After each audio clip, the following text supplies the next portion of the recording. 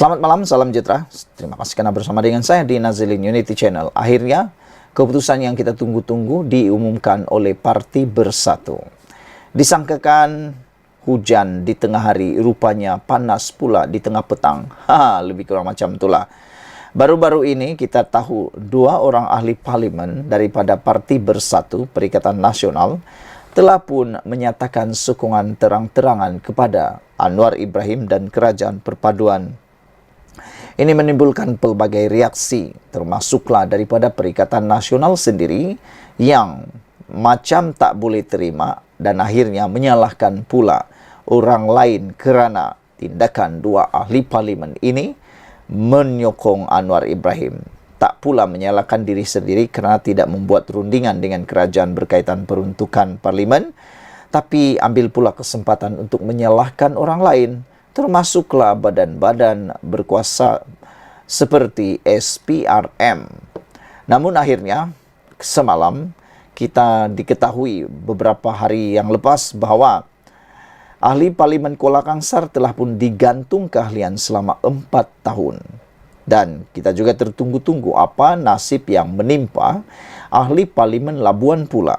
Akhirnya petang tadi dikabarkan dan diputuskan secara sah ahli Parlimen Labuan telah pun digantung keahlian selama 6 tahun. Menjadi persoalan kita ialah mengapa ahli Parlimen Kuala Kangsar hanya digantung 4 tahun. Tetapi ahli Parlimen Labuan ini pula digantung 6 tahun.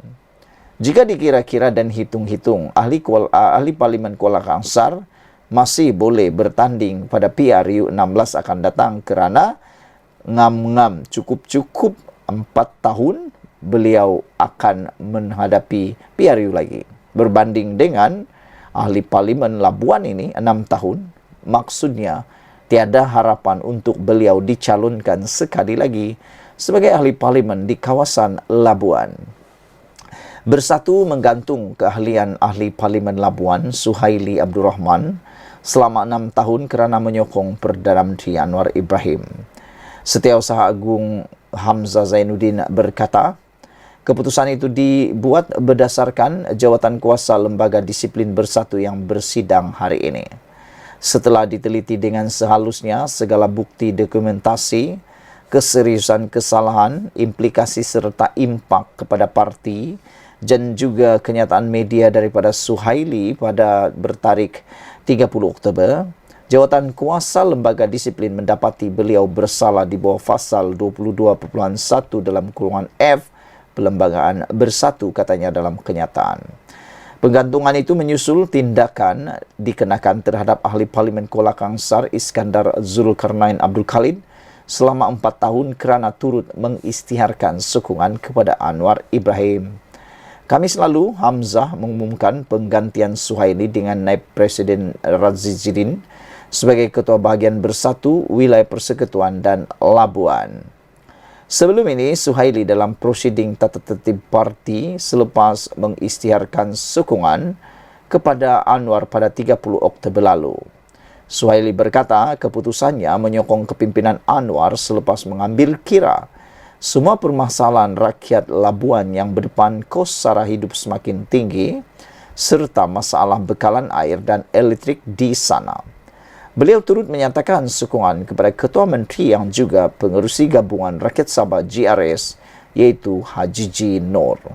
Sekian dulu untuk kali ini. Jangan lupa tinggalkan komen anda, tekan butang subscribe. Kita jumpa lagi. Bye-bye. Selamat malam, salam sejahtera. Terima kasih karena bersama dengan saya di Nazilin Unity Channel. Yang ini paling luar biasa. Adakah Peja akan letak jawatan esok? Itu persoalan besar di arena politik Malaysia hari ini. Orang kanan Peja akhirnya tampil mahu supaya Peja letak jawatan Ketua Perikatan Nasional Negeri Sembilan.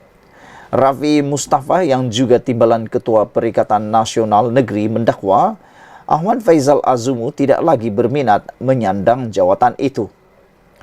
Pesuruhjaya PAS Negeri Sembilan menuntut Ahmad Faizal Azumu segera meletak jawatan sebagai Ketua Perikatan Nasional PN Negeri kerana didakwa tidak lagi berminat menerajui gabungan berkenan di negeri itu.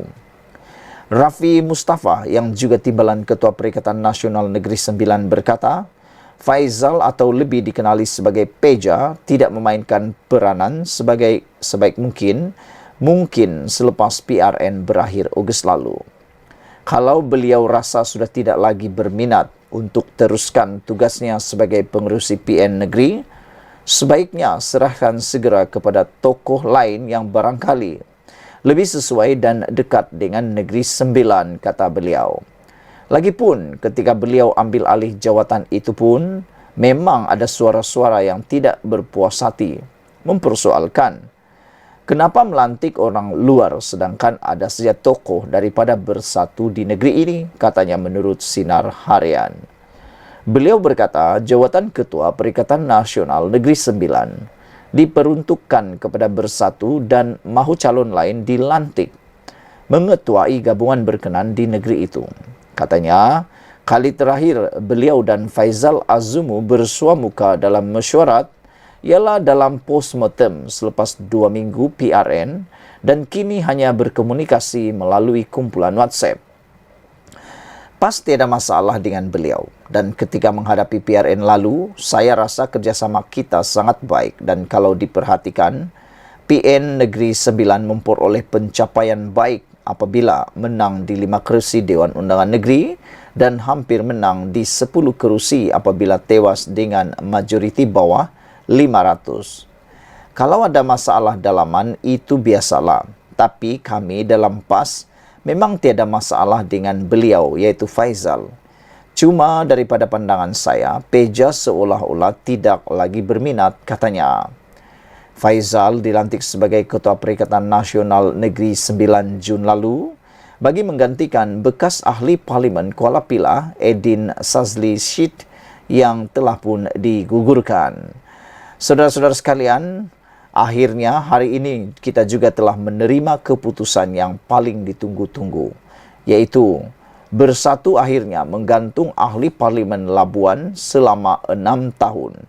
Kalau baru-baru ini kita juga digemparkan dengan keputusan untuk Kuala Kangsar, ini pula keputusan untuk ahli Parlimen Labuan tersebut. Bersatu menggantung keahlian ahli Parlimen Labuan Suhaili Abdul Rahman selama 6 tahun kerana menyokong Perdana Menteri Anwar Ibrahim. Setiausaha Agung Hamzah Zainuddin berkata, keputusan itu dibuat Jawatan Kuasa Lembaga Disiplin Bersatu yang bersidang hari ini. Setelah diteliti dengan seharusnya segala bukti dokumentasi, keseriusan kesalahan, implikasi serta impak kepada parti dan juga kenyataan media daripada Suhaili bertarikh 30 Oktober, Jawatan Kuasa Lembaga Disiplin mendapati beliau bersalah dan telah pun diberikan hukuman selama 6 tahun digantung. Sekian dulu untuk kali ini. Jangan lupa tinggalkan komen Anda, tekan butang subscribe. Kita jumpa lagi. Bye-bye. Selamat malam, salam sejahtera. Terima kasih karena bersama dengan saya di Nazlin Unity Channel. Mulanya Anwar Ibrahim dimalukan dengan biadab sekali. Tapi lihat, ini yang berlaku selepas beberapa jam dipermalukan secara biadab. Anwar Ibrahim tampil dengan perkataan yang paling luar biasa. Sebelum kita teruskan ulasan kali ini, jangan lupa tinggalkan komen Anda, tekan butang subscribe. Jarang-jarang sekali kita mendengar Datuk Seri Anwar Ibrahim Perdana Menteri Malaysia marah dan tak boleh tahan lagi. Kadang-kadang ramai pemerhati politik dan juga pengikut-pengikut politik Malaysia menganggap Datuk Seri Anwar Ibrahim sebagai seorang Perdana Menteri yang sangat tahan lasak. Bahkan dianggap sebagai seorang yang mempunyai hati yang amat kental dan tidak pula cepat marah. Selain daripada itu, ada juga yang menggelar Anwar Ibrahim sebagai orang yang teramat sabar, sehingga kan ianya digelar sebagai tak langsung pandai belas dendam. Hari ini akhirnya Anwar Ibrahim tak tahan lagi. Dia kata, Perdana Menteri Anwar Ibrahim menganggap kenyataan Ketua Dewan Ulama PAS sebagai biadab. Apa nak jadi dengan Ketua Dewan Ulama PAS ini? Sehingga Anwar Ibrahim yang terkenal dengan kesabaran dan juga budi bicara beliau yang dianggap sebagai berbudi pekerti luar biasa ini tak tahan lagi sehingga sanggup menyatakan bahawa kenyataan ketua ulama itu sebagai biadab, ketua ulama PAS sebagai biadab. Bayangkanlah, kalau Anda dapat fikirkan apa yang dimaksudkan, Anda pasti akan menjadi hairan. Anwar Ibrahim yang sangat penyabar boleh pula menganggap kenyataan ketua Dewan Ulama PAS itu sebagai biadab. Dapat mengagak atau Anda dapat meramalkan sehingga ke mana perkara itu berlaku. Perdana Menteri Anwar Ibrahim pagi tadi menyelar tindakan Ketua Dewan Ulama PAS Ahmad Yahya kerana mendakwa Putrajaya bersikap apologetik dalam pendirian terhadap perjuangan Palestin. Menggelar Ahmad sebagai biadab, Anwar menegaskan bahawa kerajaan sentiasa tidak berbelah bahagi atau teragak-agak dalam memberikan sokongan kepada Palestin. Hal itu katanya bertentangan dengan dakwaan Ahmad yang juga ahli Parlimen Pokok Senau seperti yang disiarkan lidah rasmi PAS Harakah Delhi semalam. Dalam gambar tersebut, itulah yang membuatkan Anwar Ibrahim marah dengan tajuk daripada Harakah Delhi, Malaysia di bawah Anwar ragu-ragu sokong Palestin.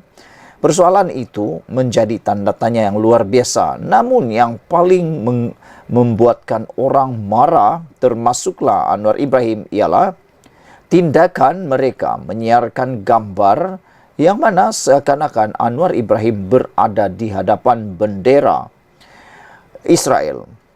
Inilah yang menimbulkan kemarahan kepada Anwar Ibrahim. Artikel itu disiarkan bersama gambar Anwar dengan imej bendera Israel diletakkan di belakangnya. Bagaimanapun, semakan Malaysia kini mendapati gambar itu telah ditukar. Kini hanya bendera Israel dan Palestin dipaparkan tanpa wajah Anwar dan Ahmad. Seluruh dunia tahu Malaysia bersatu menyokong perjuangan Palestin. Kami juga mengadakan mesyuarat setiap hari mengenai isu Palestin. Kami meminta OIC, Rusia dan China untuk membantu, kata Anwar Ibrahim. Tetapi Ahmad, iaitu ketua ulama PAS ini, boleh saja membuat kenyataan biadab dan kurang ajar, kata Anwar semasa sesi soal jawab Perdana Menteri di Dewan Rakyat pagi ini. Ahli Parlimen Tambun itu juga menegaskan dia tidak akan teragak-agak untuk mengambil tindakan tegas terhadap sesiapa sahaja yang mengulangi tuduhan sedemikian. Kata Anwar Ibrahim, lain-lain boleh terima. Dengar baik-baik, kata Anwar Ibrahim, apa yang saya katakan. Supaya Ketua Ulama PAS tidak menggunakan harakah untuk mengaitkan saya dengan Israel lagi, kata beliau. Itu adalah kenyataan yang biadab, yang melanggar tata susila, fitnah yang menggunakan serban dan saya bantah sekeras-kerasnya, kata Anwar. Kalau diulang lagi, saya akan ambil tindakan keras, katanya. Ada netizen dalam ruangan komen di Malaysia kini menulis, kata mereka, sudahlah, cukup-cukuplah Anwar Ibrahim hanya memberikan amaran demi amaran demi amaran. Kata mereka, kerana tindakan Anwar yang sering kali bersabar setahap dewa, sehingga kan hanya memberikan amaran demi amaran tanpa ada apa-apa tindakan yang tegas, membuatkan mereka naik kepala, kata beberapa orang netizen dalam ruangan komen. Apa pula pendapat anda? Adakah Anwar Ibrahim patut teruskan saja sikapnya untuk hanya terus memberi amaran, ataukah beliau perlu sudah berubah untuk membuat tindakan yang lebih keras? Ahmad kemudian bangun untuk memberi penjelasan terhadap kenyataan Anwar. Kata Ahmad, laporan portal rasmi PAS itu bukan bersifat tuduhan kerana ada tanda soal di akhir tajuknya. Itu kenyataan laporan itu diterbitkan adalah satu persoalan, bukan tuduhan. Katanya yang turut berterima kasih kepada Perdana Menteri kerana membaca harakah. Ahmad turut menjelaskan ia adalah sama saja dengan persoalan lain yang dibangkitkan dan dijawab Anwar, kata beliau. Anwar kemudian memberitahu dia marah kerana gambar yang digunakan dalam laporan tersebut turut memaparkan bendera Israel sebagai latar belakang. Itulah, ada orang yang mengaitkan perkara-perkara yang lalu. Mereka kata sudah cakap baru minta maaf, sudah buat baru minta maaf, kata mereka. Tapi kata Anwar Ibrahim, tak apa nak marah saya, nak kritik saya, itu saya terima dengan baik. Tapi ini laporan disiarkan. Jangan, kata Anwar Ibrahim. Dalam artikel berkenan, Ahmad mendakwa kerajaan bersikap apologetik dalam isu Palestin selepas diasak oleh pihak tertentu dan parti dalam kerajaan. Pemimpin PAS itu juga mendakwa kerajaan mula mengubah nadanya dalam isu Palestin untuk mengikut naratif yang ditetapkan oleh Israel serta Barat. PAS tak dapat terima hakikat, kata pegawai Anwar. Sementara itu, Setiausaha Politik Anwar, Muhammad Kamil Abdul Munin berkata, PAS tidak dapat menerima hakikatnya Anwar semakin ke hadapan dalam menangani konflik Palestin. Isu Palestin yang sepatutnya didukung bersama terus-menerus digunakan sebagai alat politik untuk mencipta persepsi negatif, kata beliau. Semakin kuat Perdana Menteri ke-10 bersuara dan bertindak, semakin kuat beliau ditekan kerana sukar bagi mereka menerima bahawa barangkali apa yang sedang diusahakan dalam isu ini gagal dilaksanakan oleh mantan Duta Khas Timur Tengah langsung tenggelam, kata beliau. Paksinya adalah kebencian. Mana mungkin seorang kafir menurut kacamata politik, sebahagian mereka dilihat ke hadapan dalam hal ini, katanya menerusi ciapan di X. Walaupun tidak menyebut nama, difahamkan Kamil merujuk Presiden PAS Abdul Hadi Awang sebagai mantan Duta Khas ke Timur Tengah. Hadi dilantik sebagai Duta Khas bertaraf Menteri ke Timur Tengah pada 2 April 2020 oleh bekas Perdana Menteri Muhyiddin Yassin. Ketika itu, kerajaan ketika itu menegaskan ia bukan lantikan politik, sebaliknya dibuat berdasarkan kepada ketokohan dan kepimpinannya. Sekian dulu untuk kali ini. Jangan lupa tinggalkan komen Anda, tekan butang subscribe. Kita jumpa lagi. Bye-bye.